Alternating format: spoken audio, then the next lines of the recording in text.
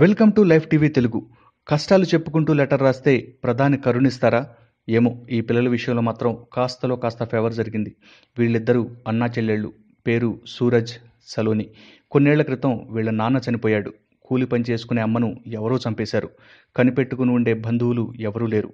దీంతో ఒక అనాథాశ్రమంలో చేరారు.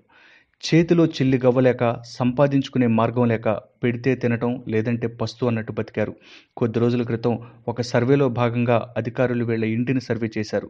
తాళం వేసి ఉండటంతో పిలిపించి మరీ మొత్తం తనిఖీ చేశారు. వాళ్ళ అమ్మ రోజువారీ కూలిగా ఎంత రెక్కలు ముక్కలు చేసుకుందో కానీ ఒక బాక్సులో 96,500 రూపాయలు దొరికాయి. వాటితో పాటు కొన్ని బంగారు నగలున్నాయి.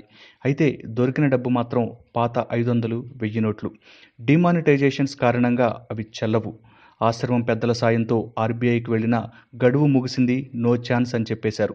అయినా ఈ పిల్లలు ధైర్యం చేశారు. వాళ్ళ కష్టాలు చెప్పుకుంటూ ప్రధాని నరేంద్ర మోడీకి లెటర్ రాశారు. పాత నోట్లను మార్చుకునేందుకు ఒక్క ఛాన్స్ ఇమ్మని రిక్వెస్ట్ చేశారు. వచ్చిన డబ్బును చెల్లిపేర ఫిక్స్ చేస్తానని కోరుకున్నాడు సూరజ్. ప్రధానికి లెటర్ రాసిన సూరజ్, సలోనిలను చూసి అంతా నవ్వుకున్నారు. కానీ అనూహ్యంగా మోడీ నుంచి రిప్లై వచ్చింది. బట్ నోట్స్ ఎక్స్చేంజ్కి రూల్స్ ఒప్పుకోవని అందులో ఉంది.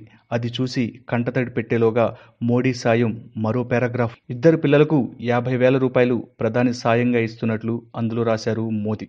అంతేకాదు, పీఎం సురక్ష బీమా యోజన, పీఎం జీవనజ్యోతి బీమా యోజన కల్పిస్తున్నట్టు హామీ ఇచ్చారు. ఇక నెలకు 1,710 రూపాయలు ప్రత్యేక ఇన్సూరెన్స్ కింద 5 ఏళ్ల పాటు వారిద్దరికి ఇవ్వనున్నట్టు కూడా ఆ లెటర్లో ఉంది. బహుశా ఈ డబ్బు మీ అవసరాలు తీర్చకపోవచ్చు, కానీ సమస్యలను కొద్దిమేర చక్కబెడతాయి అంటూ ఆశీస్సులు ఇచ్చారు మోడీ.